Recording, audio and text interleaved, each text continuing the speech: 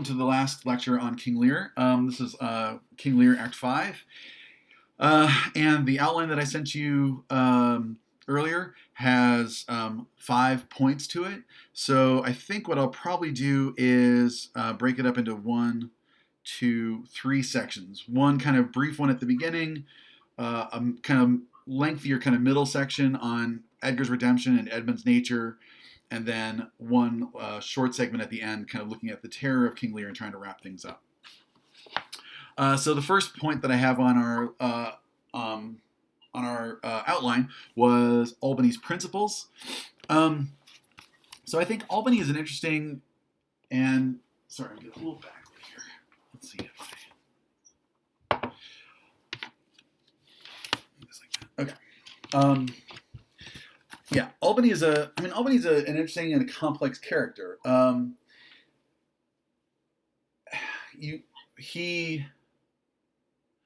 Clearly he admires, respects King Lear. That is, the guy, Lear.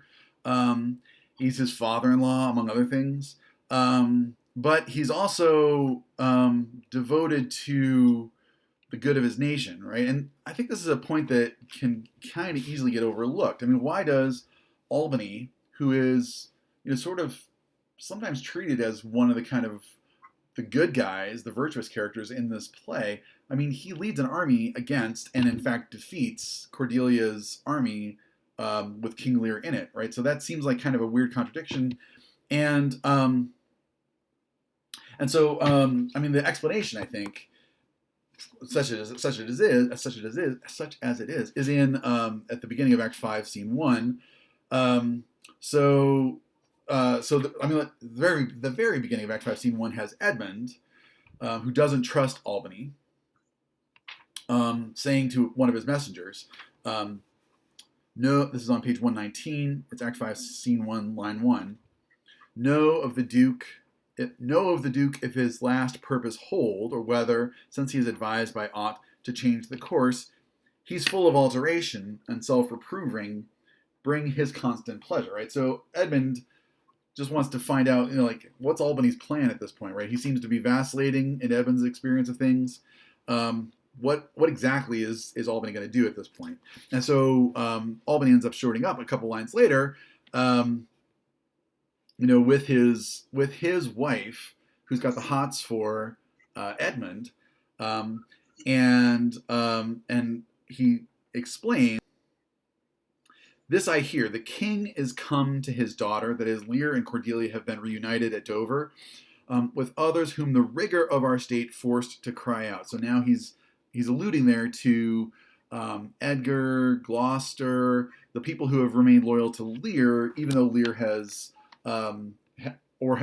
have come over to Cordelia's side out of loyalty to Lear, even though this is a kind of a betrayal. Where I could not be honest, I never yet was valiant. For this business it touches us as France invades our land. Not bold to the king, with others whom I fear most just and heavy cause make oppose. Right. So what he's suggesting here is that even though he likes and respects Lear as his father-in-law and as a man who was a respected king, etc., that Lear has found himself in the army of a foreign invader, and therefore that's why Albany is opposing Cordelia and Lear and the army of France and so on. It's kind of a bit of a fig leaf. It's a weird and ambiguous thing. You can see how Edmund is not really sure what to make of Albany's plans at this point. This is an important consideration in what's going to happen next. Albany is left alone. Well, he's not left alone. He is approached by, once again, Edgar in disguise. Right? Edgar has a million disguises. Nobody seems to know when. This guy. Different guys keep showing up, and they all happen to be Edgar. Edgar enters at line 37, and beseeches Albany. Can I have conference with you for a second? Albany comes aside with him, and then Edgar says, "Here's this letter. Read it before you go into battle." This is at line 41. "Before you fight the battle, ope this letter. If you have victory, let the trumpet sound for him that brought it. Wretched though I seem, I can produce a champion that will prove what is avouched there. If you miscarry, your business of the world hath an end, and fortune love you, right? So if you happen to lose the battle against the French army, who cares, right? You'll be dead. Doesn't matter what's in this letter.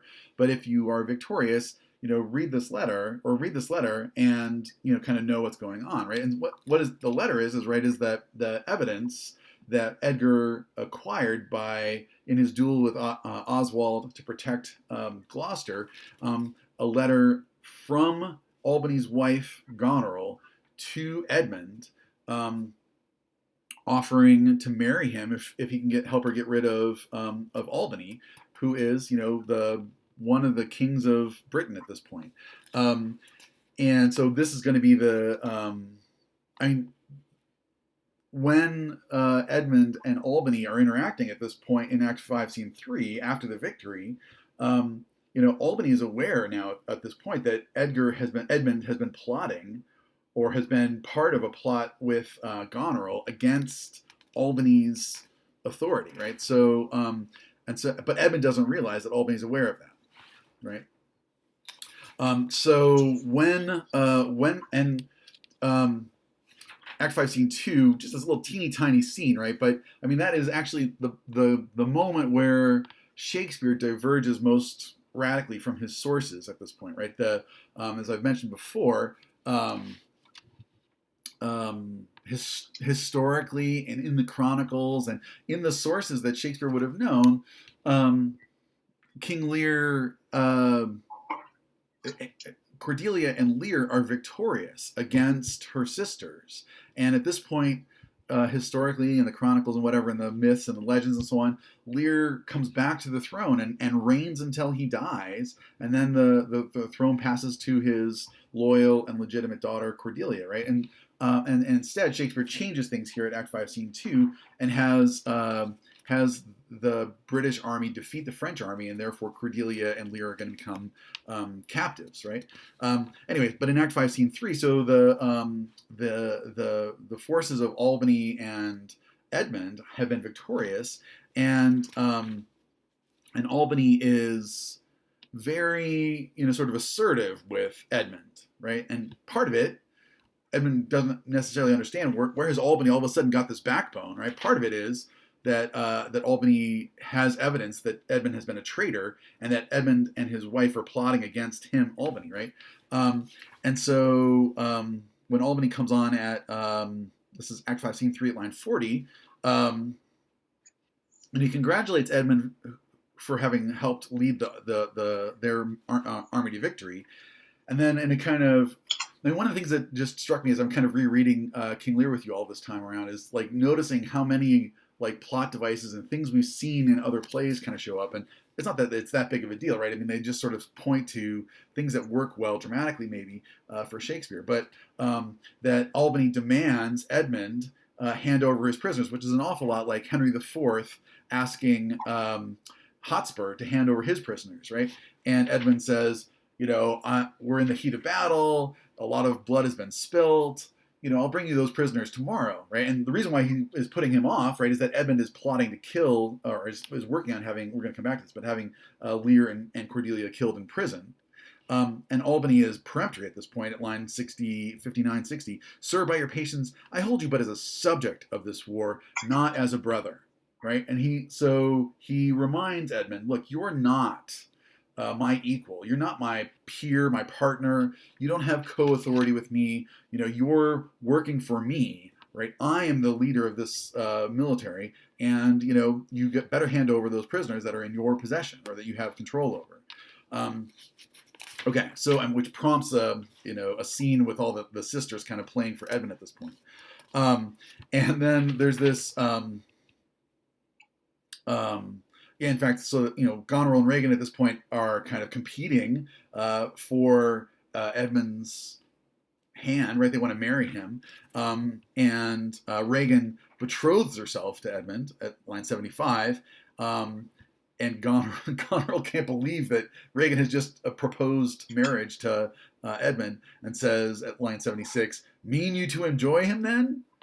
And Albany. The let alone lies not in your goodwill. That's at line 78, right? Goneril, you don't have any say in whether or not Regan is going to marry Edmund. And I mean, it's sort of like the kind of the modern trope. I'm right here.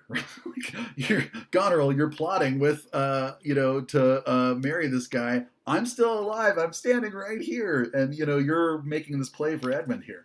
But anyway, when Edmund says it's not you can't stop it either. That's at line 79, and Albany says, "Half-blooded fellow, yes." Right. So you have Albany coming back to and asserting the conventional, the customary, the sort of traditional ways of looking at things, right? Edmund is a bastard, right? It was Cornwall who gave Edmund the title of Earl of Gloucester, but it's not clear that that's a legitimate title for him at this point because he's a bastard, right? And Albany reminds him of this. Then you end up with Albany, because Albany knows, he knows that Edmund is a traitor, and so he accuses him of treason at this point, at line 81. Edmund, I arrest thee on capital treason, and in thine attaint this gilded serpent, right? So you're a traitor, you're a conspirator, Goneril, and because of all that, because Goneril still has, even though she's a traitor and I'm about to have her arrested, my own wife arrested, she still has half the claim on this kingdom, and therefore I'm going to assert her ability to prevent Regan from marrying Edmund as well, right? So there's this kind of power play, if you want to think of it that way, of Albany here at the center of, at the beginning of Act 5, Scene 3. Now, one, again, like thinking in terms of analogs that we maybe have seen before, I mean, one of the things that this might remind you of, or reminds me at least of, is how York behaves in Richard II, right? That York has a kind of loyalty to an ideal, right? About, what a monarch is like. When someone is the person in authority, then you have to kind of pursue that or be loyal to that authority and try to kind of work for the good of the state and things like this, right? And Albany, at least, is kind of making the same claim here, right? It's not the same, but it's a very similar kind of position for him, right? I'm standing for the ideal of our Britain and for the succession that King Lear has laid out, and so even though, and of course also I'm standing for traditional marriage and the fact that this guy is trying to kind of maybe possibly kill me, push me out of authority, is making a play for my own wife while I'm still alive and so on. But anyway, you've got this kind of principled stand, I think, of Albany's, and I think that's part of that principle. It's a sort of a constant thing. It's not about personality, right? It's about ideals and things that are important. Abstract notions, maybe, I suppose, would be the way I would say that. And so what ends up happening, right, is that as the circumstances keep kind of changing around him, Albany's constancy ends up realigning him with our sympathy and with Lear and with the legitimate authority of Britain and so on. And so even though Albany has been with Goneril and therefore kind of opposed to Cordelia, the French army, and Lear, his sort of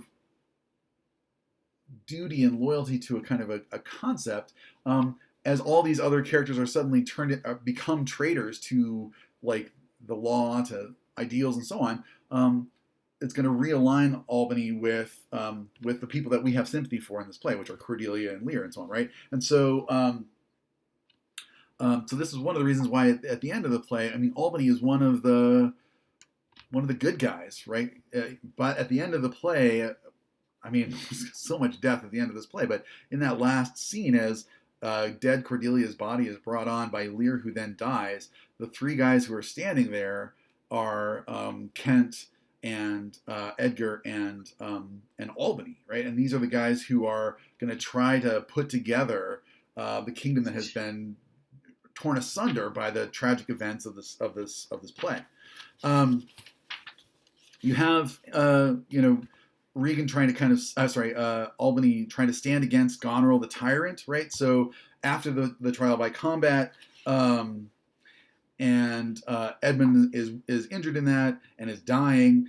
And Goneril, kind of expressing sympathy for this guy that she was attracted to, right? Even though she's married and all this.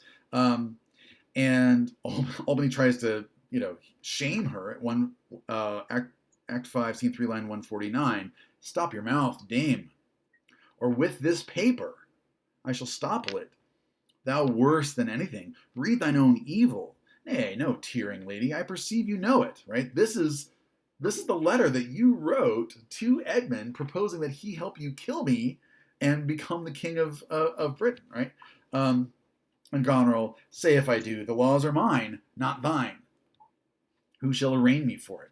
That is a tyrant's, like straight up tyrant's claim, right? I own the law. I make the law.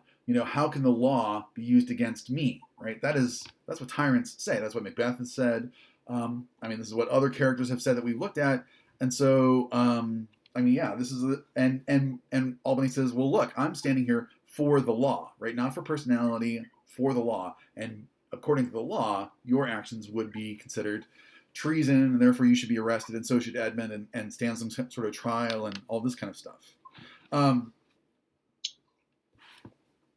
then, in the last kind of quarter of this scene, you have Albany moved by Edgar's story about his reunion with his father, with Gloucester. These are the kinds of things I think, again, that are putting us towards our sympathy for Albany, right? The fact he expresses this kind of grief about the story that he's just heard at Act 5, Scene 3, line 198, right? Edgar explains how he's been acting since he's been disgraced, pushed out by Edmund, and so on. And Albany says, if there's more to this, more woeful, hold it in, for I am most ready to dissolve hearing of this, right? This has already been a very tearful, tear-jerking kind of story. Now he's going to hear that Goneril has poisoned Regan because she wanted to get her hands on Edmund, and has now, out of desperation, killed herself. At line 227, Albany calls this the justice of the heavens that makes us tremble and touches us not with pity, right? So what he sees as happening here is a kind of a return to, like, that the scales are going to start balancing themselves out here over the course of the last part of the play, right? That justice is returning, and that this is a divine justice, right? This is something providential. And so even though this has meant that his own wife has died, he acknowledges this as the restoration of how things are supposed to have been, right? And that the fact that she has been this kind of wicked, ingrateful daughter, but also a traitor, plotting against and an adulteress, and all these other kinds of things, that her death, her suicide, is part of a kind of larger scheme of justice that is coming into play here. And this language, the justice of the heavens, that's a phrase that a couple of the characters are going to pick up over the course of this this final scene of the play, which suggests the idea that all of this suffering has had some kind of a purpose to it. And then in the last couple of things I want to kind of point to about Albany, so this is over on page 137. It's Act 5, Scene 3, around line 295. Now we hear that Edmund has died off stage from the wounds that he received in his fight with Edgar. And Albany, that's but a trifle here, which is such a great moment, right? Here's a guy who has been trying to cuckold him, right? Who has been plotting with his wife to kill him and marry her and so on. And he can just sort of say, whatever. But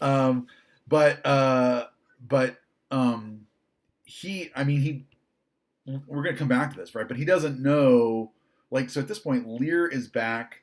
All of Lear's daughters are dead at this point. And so Albany's proposal is to give back the authority that was handed off to him at the beginning of the play, right, in Act 1, Scene 1, And he says at line 296, what comfort to this decay may come shall be applied. For us, that is the royal we will resign during the life of this old majesty to him our absolute power, right? So Lear is back. I'm giving up the authority that he's given me so that Lear can return to authority, sovereignty, power, and so on. And then Lear can try to figure out how to put things together. Now, he doesn't recognize that Lear is about to die. But you see this kind of, again, this gesture from Albany of trying to, make whole the political landscape that was set into upheaval back in Act 1, Scene 1. I'm going to give back my authority to Lear and let Lear try to kind of figure out what's the way forward, right? And then, Lear dies immediately. And then you've got Albany trying to figure out, okay, well, how can we hold things together here? He says at line 315 or so, this is the very last page of the play, our present business is to general woe. Friends of my soul, you twain, right? Kent and Edgar, you twain rule in this kingdom and the Gorid state sustain, right? So, I think this is a kind of a recognition that maybe he's tainted by having been involved in the post-Lear, world and so on. And Edgar and Kent, Kent has proved himself loyal all the way through to the ideas of kingdom, but also to Lear and what Lear used to stand for and so on. And Edgar has proven himself to be a loyal, upstanding, legitimate son. Maybe these are the guys who can put the pieces back together. And Kent wants nothing of that. I have a journey, sir, shortly to go. My master calls. I must not say no, right? Kent feels his heart cracking, thinks he's not going to be long for this world. And so it's Albany who gets the final words of the play. And once again, so you see Albany is trying to kind of hold all the pieces together. The weight of this sad time we must obey. Speak what we feel, not what we ought to say. The oldest have borne most. We that are young shall never see so much, nor live so long. There's a kind of depressing aspect to this language of a kind of, we've all experienced a kind of a trauma here. We're going to do the best we can to hold this together. A very small point just to kind of mention here is that in the folio version of Lear, it's Edgar who gets these final words. But at least in the quarto version, it's Albany who gets the final words of the play. It's Albany who is trying to kind of figure out what the way forward is. It's similar, I think, to thinking about the end of, say, Hamlet, right? Where I'm not sure how familiar you are with Hamlet, but like that idea of the virtuous, the people who are gonna try to put the pieces back together. They're the ones who get those final words after all the kind of tragic action of that final scene. Anyway, so that Albany gets the last words, and he comes off, I think, as that. Personally affected, right? He has said to Edgar, the story that you're telling is one that is on the verge of moving me to tears. He's the one who kind of stands for, this is personal, but also this is kind of bigger than us too. How do we understand? How do we put these pieces back together? How do we bring Britain back into some kind of sense of stability? Now, I think also, I've mentioned before, right, that that this play, at least some people have read this play in the context of King James's attempts to kind of unify the kingdom, unify England and Scotland, having brought those two thrones together. And yeah, I think you can see this as a kind of a complement to that notion, right? That Lear tried to dissolve the kingdoms, and Albany, now that Lear is gone, it's Albany who's trying to kind of bring them back together, right? Trying to kind of hold the various pieces from kind of flying apart, and it's Albany who kind of stands for that. Okay, I'm going to take just the shortest break here for 1 second.